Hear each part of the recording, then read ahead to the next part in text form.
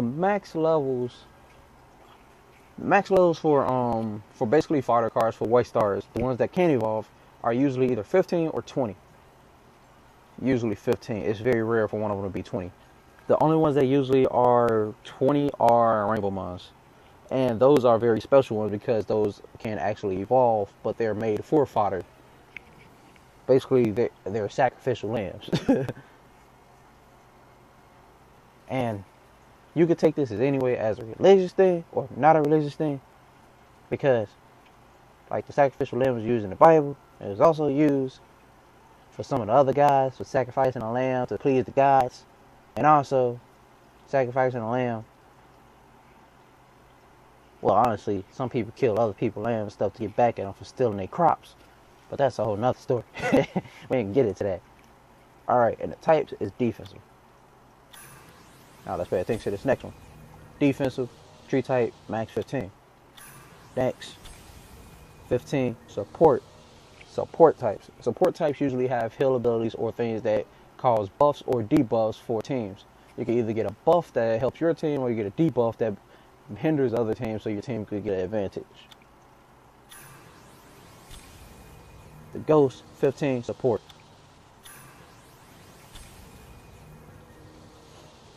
Then you got the Battle Scorpion, max level 20. See, these are the ones I'm talking about. The higher the Silver Star is, the higher the max level could be. The higher the Yellow Stars are, also the higher the max level could be. The max level for that one that I currently maxed out is a 3-star, a yellow 3-star, which the max level is 25. But if I was to push it up to a 4 rank one, the highest level it could possibly go to is 30. You got, even if I do go ahead and push it on to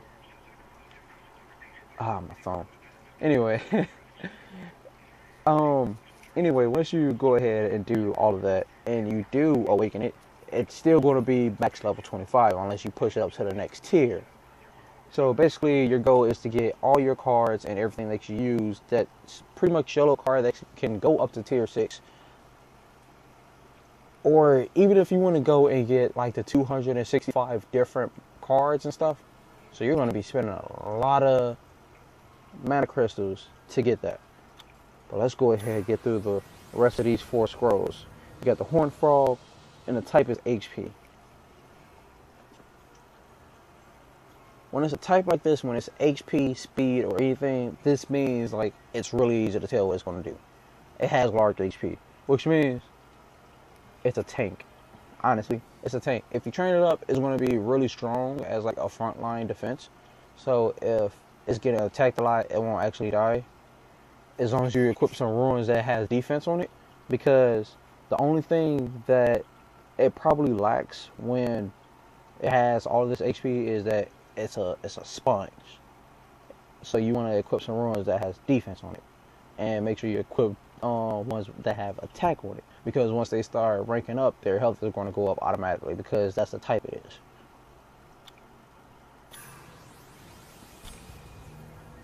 Low elemental, we already seen this type of support. Sacred Water throws a condensed cloud of elements that enemy attack 2 times. And attacks a 4 strong consecutive attack. Each strike has 30% chance to decrease the enemy's defense. See, this is a debuff. Any support types will either have a buff or a debuff, no matter what. And the Sandman. Sandman, they honestly don't. It's a defense type, and defense types usually don't have more than 1 ability until you can rank them up to their max level. Once they get to a max level, then yeah, you can probably do something with them. But like, since Sandman is like technically a ground type, it has debuffs also. So like, this one has attacks with burst to stand and puts the enemy to sleep for 1 turn with a 30% chance. The higher the skill move, the more likely that so if we was to do something about this and we was able to find a way to raise the skill level of it, like not just the XP on it, where we raise it, because the skill level does exchange with the XP. But if we could actually upgrade the skill itself, this would go from like 30% to 40 or 30 to 50. and that will give us a large advantage in a battle where it's like they have a shield, so we're not really trying to go for damage, but we're putting them to sleep so they can't attack us. That we can wait for the shield to run out. And we have one last. Now, these scrolls that I have, just another mushroom. This is attack type, Spore Cloud, damage for 1 turn, continuous damage. Now, those are unknown scrolls. Unknown scrolls you can get from pretty much the campaign that you're going to be doing, and I could probably say from the dungeons. You'll get them from random drops sometimes if you don't get the elemental pieces that you need to actually put towards awakening your creature. Now, the next one that I'm going to show you, I have not actually used these myself. I have used one, and that's how I got my fairy. The mystical scroll. It will always drop a 3 to 5 star. But they're pretty pricey. It takes 10,000 just to summon one. So even if you do stock up on these, if you do not have a lot of crystals, you will be screwed. I can honestly say that. And Inferno, a level 3. I was honestly hoping for a level 4 or 5.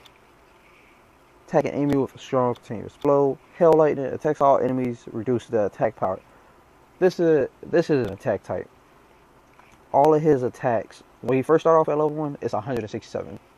Usually, since most mobs, since I was about to call it a mob, most creatures don't have high defense when they first start off. They usually start off at about, even for a level 3, they start off at like 100 or like 96 or something like that. Since this is an attack specialist, it gets basically 100 boost on their stuff, 100 to like 50 boost. Let's go ahead and open one more. Let's open this other one.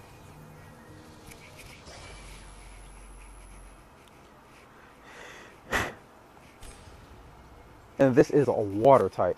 Water types are really good against fire types. So I don't actually know if they're good against ground types also, because we have lunging wave, we have drive, attack the enemy, target defense. Yeah, dude, got the smell of blood. Now, this third one is a passive move, which means we don't actually have to activate it. It's going to be always activated. Well, not always activated, but once conditions are met, this will activate. When landed as a critical hit, so basically a critical hit anytime that this creature makes a critical hit, this tech additionally inflicts continuous damage for 1 turn. Continuous damage is really good to have, because even if your creature gets taken out of the battle, that continuous damage will continue. They don't get to come back the next fight, but they do get to leave something to the surprise. If the target dies from this attack, you will heal as much as the amount of damage dealt as the finishing blow. Automatic effect. So what's so great about passive moves, especially ones that heal you like this one, is that if you do a critical hit on like the last one and like it kills them, and like you do a crit and it's like 667 damage and they only have a little bit of health left, and you're on death's door, this is going to kick in and it's going to basically just heal you back up. Then you have drive, attacks an enemy target, decreasing its attack. This is basically a debuff. And attack speed for 2 turns with an 80% chance. 80% chances are like flipping a coin and it's dual-sided. And like the only way you could possibly lose is if it landed on the side.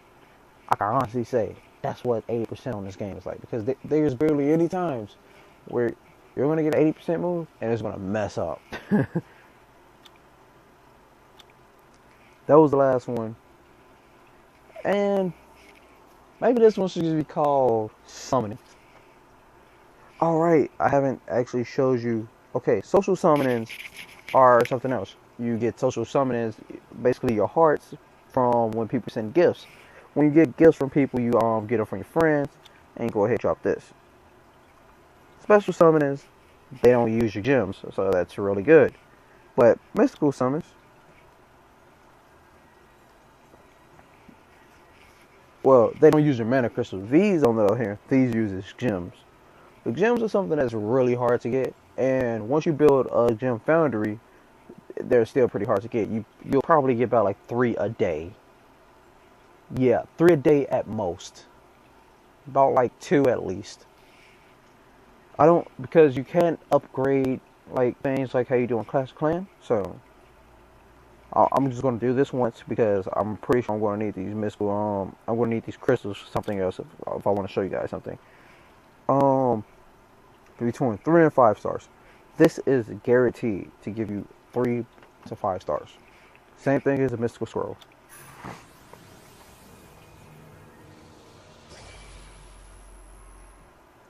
And this looks like, yeah. Oh, this is a defense type? Wow. Lizardman. Max level 25 and it's a level 3. Oh. I wanted to show you guys the difference between a level 3 and level 4. This one has 1785. This is a defense type. Defense types usually have, well, a lot of defense to start off with 126, and they have a lot of health because they're tanks. They're the true tanks. The ones that have HP are like sponges. These guys are tanks. And then we have the social summon.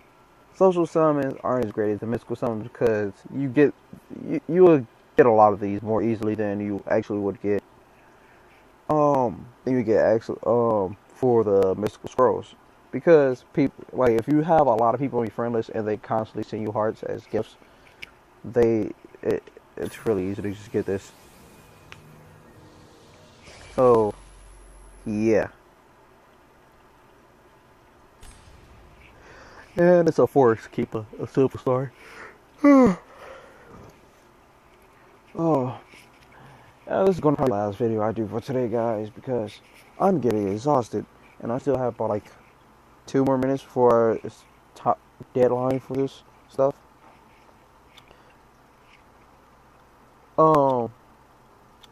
Yeah, so basically, the summon monster, you have to have summoning pieces. Summoning pieces, we won't be getting into later. And these are challenges. I've completed all my daily challenges for today, and mines won't reset for another, I think, like 8 to 10 hours because I did mines at like 12 noon. And the daily missions, the further along in the story you go, the more daily missions you'll have. If you just start off, you'll probably have about like 7. But if you just continue going through the story mode without even taking heed to like the daily missions and getting that done first, you will have about like 10 to 12 of them by the time you actually get done. These are elite troops. Yep. So this was one of the missions. Get a water, a fire, and a wind type. My wind type was I think my wind type was that healer that I have.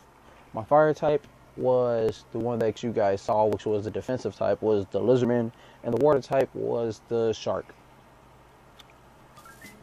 So that's 5. I'm just going to call them gems for now. Yeah, 5 gems. Go ahead and get that 1,000. And I think that's the majority of everything. Now, you're going to always be able to see everything else and this stuff. Basically, everything at the bottom right is what you need for awakening. And I don't have nearly enough. So, I'm going to most likely head to the dungeon over here and pretty much farm this area. For the fairy, you're going to need to go to here, to the Hall of Magic, and we're going to have to wait until the Hall of Wind expires. I'm not going to wait for the Hall of Wind to expire because I actually need to farm that area for a while and get some pieces for my Wind Spirit that I have. Because this one will always change to a different one. Today was the Hall of Wind, and I'm not sure what it's going to be in the next 2 hours. I'm hoping it's a Hall of Water, because the Hall of Water is the other one that I need for the fairy type. Fairy types usually end up using either light fragments, they end up using water, and majority of it is going to be using mana.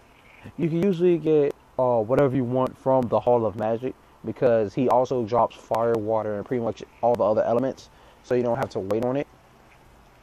But he will never drop any fragments that's from any other type of place.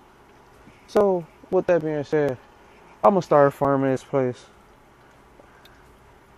And I'll be back, guys. See you guys next time.